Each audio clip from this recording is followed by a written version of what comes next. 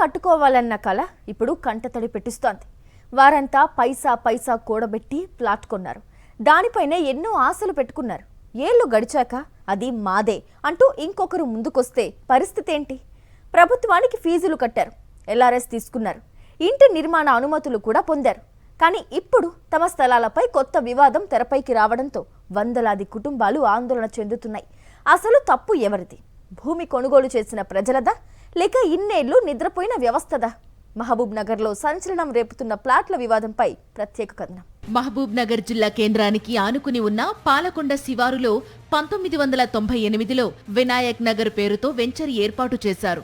11 ఎకరాల్లో 288 ప్లాట్లు రూపొందించి విక్రయించారు. అప్పటి నుంచి వేల రూపాయలు పెట్టి కొన్న ప్లాట్లు ఇప్పుడు లక్షలు, కోట్ల విలువ పలుకుతున్నాయి. అయితే ఈ వెంచర్లో 65 ప్లాట్లపై వివాదం చెలరేగింది. ఈ భూమి తనదేనంటూ ఓ వ్యక్తి ముందుకు రావడంతో ప్లాట్ల యజమానులు షాక్కు గురయ్యారు. ఇక్కడే బాధితులు కొన్ని ప్రశ్నలు సంధిస్తున్నారు. 1998లో వెంచర్ వేస్తున్నప్పుడు అధికారులు ఎక్కడున్నారు? ప్లాట్లు విక్రయిస్తున్నప్పుడు ఎందుకు అభ్యంతరం చెప్పలేదు? రిజిస్ట్రేషన్లు జరుగుతున్నప్పుడు ఎందుకు ఆపలేదు? ఎల్ఆర్ఎస్ తీసుకునేటప్పుడు ఎందుకు ప్రశ్నించలేదు? ఇప్పుడు భూముల విలువలు పెరిగాకే వివాదం ఎందుకు తెరపైకి వచ్చింది? తాము ప్రభుత్వానికి లక్షల రూపాయలు చెల్లించామని, చట్టబద్ధంగా రిజిస్ట్రేషన్లు చేయించుకున్నామని, ఇంటి నిర్మాణ అనుమతులు కూడా పొందామని బాధితులు చెబుతున్నారు.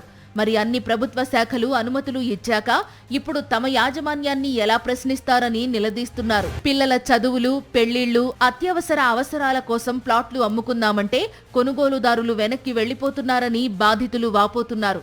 ఏళ్ల తరబడి దాచుకున్న ఆస్తి ఇప్పుడు వివాదంలో చిక్కుకోవడంతో తీవ్ర మానసిక వేదనకు గురవుతున్నామని చెబుతున్నారు. అంతేకాదు, ప్లాట్ల హద్దుల కోసం ఏర్పాటు చేసిన రాళ్లను కూడా తొలగించారని ఆరోపిస్తున్నారు. కొందరు రాజకీయ నాయకుల పేర్లు చెప్పి బెదిరిస్తున్నారని, తమ వెనుక అధికార పార్టీ నేతలు ఉన్నారని చెప్పుకుంటున్నారని ఆరోపణలు చేస్తున్నారు. మరి ఇది ఇంతవరకు కూడా ఏం చేసిందంటే 2013లో కూడా ఒకసారి ఇట్లే చేసింది సార్. అప్పుడు కూడా చాలా కష్టపడి మొత్తము పనులు చేసుకున్నాం సార్. చేసుకున్నా కూడా మళ్ళీ కొంచెం అప్పటి నుండి మరేమనలేదు సార్. 2021లో మళ్ళా వచ్చినాం, ఇట్లా వచ్చి చేసి అన్నీ చేస్తుంటే వాళ్ళు మళ్ళీ ఇప్పట్లాకి ఇట్లే చేసింది సార్. చేసిండ్రు, ఇట్లా ఇబ్బందులు పెడుతున్నారు సార్. మాకు అందరు ప్లాట్ కొనుక్కుంటున్నారంటే 2-3 లక్షలకు ప్లాట్ కొనుక్కున్నాం సార్. అప్పటి నుండి 2013 నుండి టార్చర్ ఉంది. 3 సార్లు జాలీలు వేసుకున్నాను, పెద్ద పెద్ద కడీలు వాతుకున్నాను. బిడ్డ పెండ్లికి ఇస్తామని సగం అమ్ముకొని, సగం ఇల్లు కట్టుకొని, సగం బిడ్డ పెండ్లికి ఇస్తామని ఆపుకున్నాను. అప్పటి నుండి అదే నడుస్తుంది. ఇప్పుడు పెండ్లి కూడా బిడ్డ అమ్మాలని కోరుకుంటే ఈ కథలో ఇట్లా జరుగుతున్నాయి. 90 నుంచి వాళ్ళు ప్రారంభం చేసి స్థలాలు అమ్మడం చెప్పినా కూడా క్రమంగా మా వీలుగా పైసా కూడా పెట్టేసి తీసుకోవడం జరిగింది. మొత్తం మీద మేము దీని మీద ఆశ పెట్టుకొని తప్పనిసరిగా మాకు స్థలం ఉందని రాత్రి బావులు నిద్ర సంవత్సరాలతో పాటు అట్లా కొనసాగుతున్నాము. దీంట్లో ఉన్నట్టుండి గబుక్కున అమానంతంగా వచ్చేసి ధ్వంసం చేయడం, దుర్మార్గం చేయడం అనేది కొంచెం సహించరాని విషయము. అయితే ఈ ఆరోపణలను భూమి కొనుగోలుదారుడు జగన్మోహన్ రెడ్డి పూర్తిగా ఖండిస్తున్నారు. అదే సర్వే నంబర్లో తాను 1.34 ఎకరాల భూమి చట్టబద్ధంగా కొనుగోలు చేశానని చెబుతున్నారు.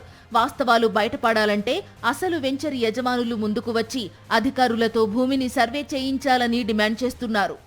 నేను సెండ్ చేసుకున్నాను నరసింహగారి దగ్గర ఎకరా 1 ఎకరా 34 2020లో జడ్జిమెంట్ వచ్చిన తర్వాత చేసుకున్నాను. నేను నా పాస్బుక్ ఇది. నేను పొజిషన్లోకి పోవాలి. ఇప్పుడు ప్లాట్ ఓనర్లకి మాకు సంబంధం లేదు. నేను మొత్తం అంతా జడ్జిమెంట్ అంతా అయిన తర్వాత నేను తీసుకున్నది. మాకు ఇబ్బంది పెడుతుంది నరసింహ గారు. మమ్మల్ని ఇబ్బంది రమ్మని చెప్పండి, పొజిషన్లకి సైట్లకి రమ్మని చెప్పండి, సర్వే చేద్దాం, అంతా క్లారిటీ వస్తుంది. అప్పుడే క్లారిటీ వస్తుంది, రమ్మని చెప్పండి. మీ ద్వారా నేను నిర్ణయించుకుంటాను. ఈ వివాదంలో అసలు నిజం ఏంటనేది అధికారులు తేల్చాల్సి ఉంది. తప్పు చేసిన వారు ఎవరైనా వారిపై చర్యలు తీసుకోవచ్చు. కానీ చట్టబద్ధంగా కొనుగోలు చేశామని చెబుతున్న వందలాది కుటుంబాలను అనిశ్చితిలోకి నెట్టడం ఎంతవరకు సమంజసం అన్న ప్రశ్న వినిపిస్తోంది.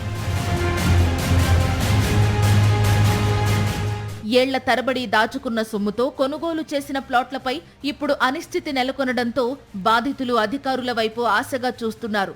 రెవెన్యూ, రిజిస్ట్రేషన్, పోలీసు శాఖలు సమన్వయంతో పూర్తిస్థాయి సర్వే నిర్వహించి వాస్తవాలను వెలికితీసి బాధితులకు న్యాయం చేయాలని కోరుతున్నారు. మరిన్ని అప్డేట్స్ కోసం ఛానల్ను సబ్స్క్రైబ్ చేయండి. నోటిఫికేషన్స్ కోసం బెల్ ఐకాన్ పై క్లిక్ చేయండి.